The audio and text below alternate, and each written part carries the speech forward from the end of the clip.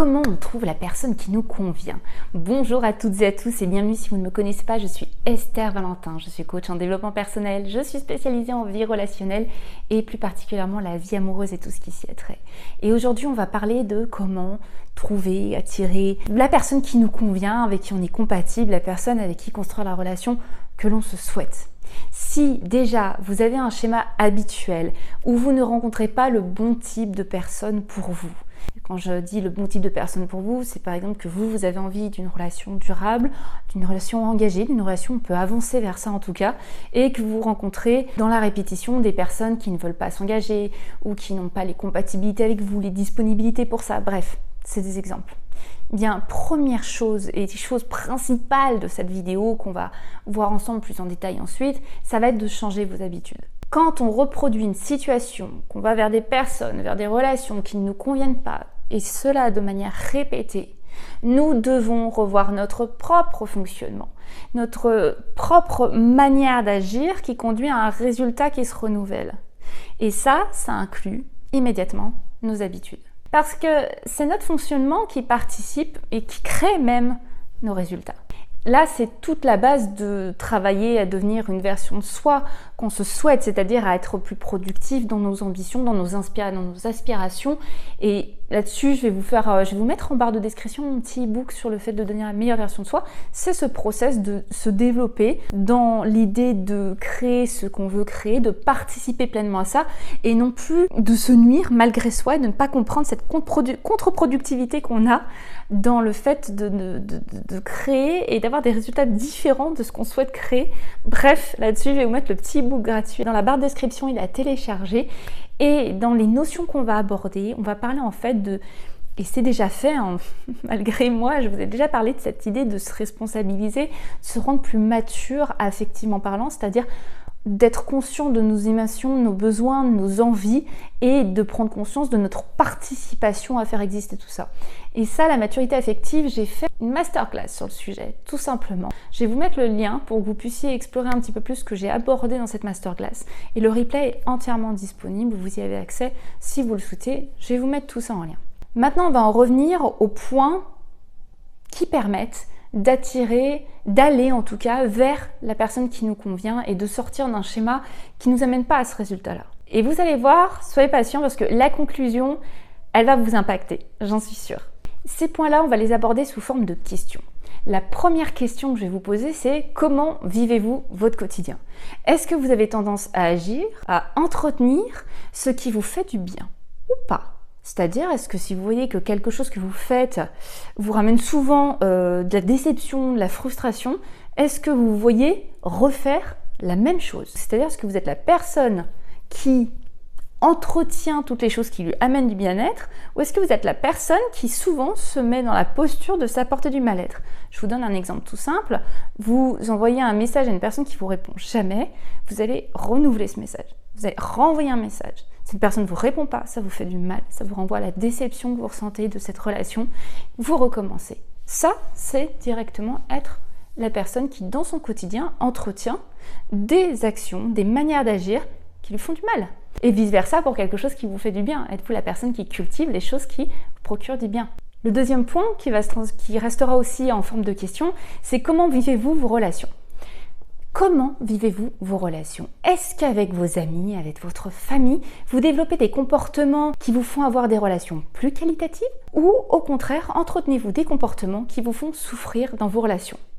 Quand je dis des comportements qu'il faut souffrir, ça peut par exemple ne pas oser dire non, se taire quand on aurait besoin de s'exprimer, sentir de la frustration à vous sacrifier pour les autres. Ça, c'est des comportements sabotants.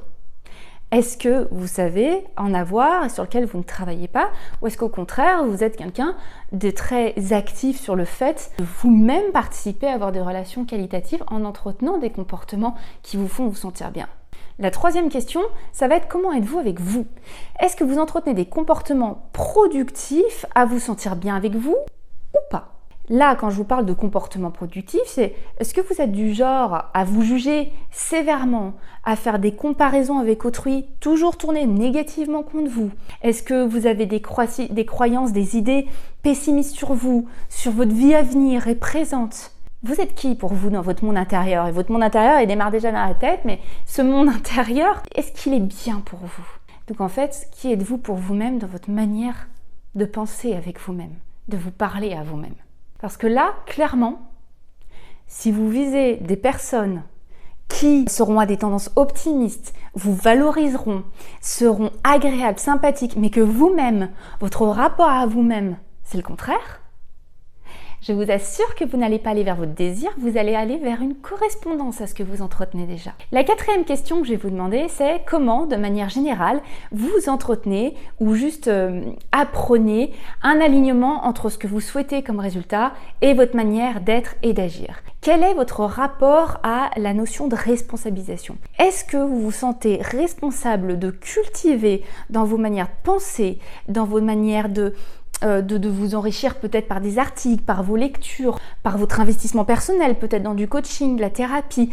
Est-ce que vous cultivez les valeurs que vous avez envie de retrouver dans votre vie relationnelle ou dans votre vie tout court? Ou est-ce que vous êtes plutôt du genre à savoir que vous voulez tout ça, mais vous l'attendez, vous l'espérez, vous le quémandez, vous le demandez peut-être, mais vous attendez que ça vienne de l'extérieur. Vous n'êtes pas directement l'aimant qui va attirer tout ça parce que vous ne le cultivez pas en vous. Donc où en êtes-vous avec cette responsabilité? Là, il y a complètement l'idée de maturité affective. Alors attention, le but de ces questionnements que je viens de vous partager, c'est absolument pas de vous incriminer, mais c'est de prendre du recul sur votre participation, souvent inconsciente, tant qu'on ne le met pas en conscience, qui crée vos résultats. Grâce à cette observation, grâce à ce recul, il est beaucoup plus simple de voir et donc de pouvoir ajuster ce qui, en vous et dans vos comportements, dans ce que vous entretenez, vous conduit vers ce que vous ne voulez pas. Oui, c'est un travail qui est chiant. Oui, c'est un travail qui est difficile parce que nous aimerions obtenir les bons résultats, trouver la bonne personne sans changer nos habitudes. Tout ce vers quoi je vous ai invité à vous questionner, c'est des habitudes. Alors oui, c'est pas les habitudes de la routine matinale ou la routine du soir, c'est des habitudes qui sont moins visibles. Mais toutes vos petites actions du quotidien, elles sont certes essentielles et c'est vos habitudes. Ça sera l'étape d'après. Les questionnements que je vous ai invités à faire, ce sont des habitudes très profondes. C'est le socle de tout. Et ensuite, vos comportements et vos manières d'agir dans le quotidien, c'est la suite de ça. Donc bien sûr, on pourra travailler ensuite quelles sont vos habitudes pour trouver la bonne personne, ce que vous pratiquez, des choses qui vont vous amener à rencontrer des gens compatibles, etc. Mais si vous avez travaillé sur les questionnements que je vous ai posés, ça c'est dans la continuité, il n'y a même pas beaucoup à s'y arrêter, il n'y a même pas beaucoup à se questionner. Le fondement, il est dans ce qu'on vient de voir ensemble. Donc c'est grâce à cette observation, ce recul, qu'il est beaucoup plus simple de voir où est-ce qu'on va devoir aller. Et comme je vous le dis, et je le répète, c'est un travail qui est chiant, c'est un travail qui est difficile, parce qu'on veut les bons résultats, on veut la bonne personne, sans changer nos habitudes. Mais c'est nos habitudes, même les habitudes de pensée et d'attitude envers soi, et particulièrement celle-ci, qui génèrent nos résultats. C'est grâce à cette idée et cette envie de participer pleinement à aller vers ce quoi on a envie d'aller, qu'on peut vraiment récupérer notre pouvoir à le faire. C'est finalement développer sa maturité affective en profondeur, en cessant l'idée et en cessant de nourrir des idées et des comportements qu'en insistant de la même manière que ce qui nous a amené les mauvais résultats, les changements se créeront d'eux-mêmes. Ça marche pas.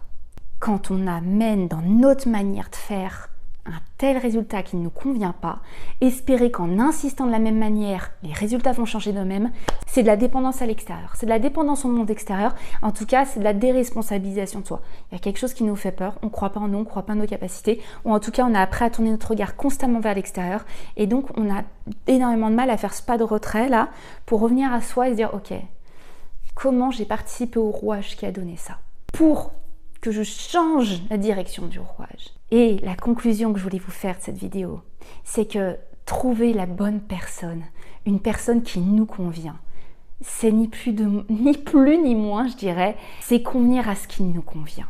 Quand vous vous demandez pourquoi, comment des personnes trouvent la bonne personne, eh bien c'est parce que les personnes qui font le travail de convenir à ce qui nous convient, les trouvent, les croisent, les rencontrent, les reconnaissent et créent quelque chose avec elles.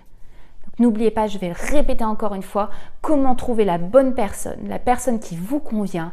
Commencez à convenir à ce qui vous convient et arrêtez de saboter vos résultats en essayant d'être contre-productif, mais en espérant que l'inverse va vous arriver. Vous voulez être quelqu'un de bienveillant, quelqu'un qui vous valorise? Commencez à repérer comment vous vous comportez avec vous.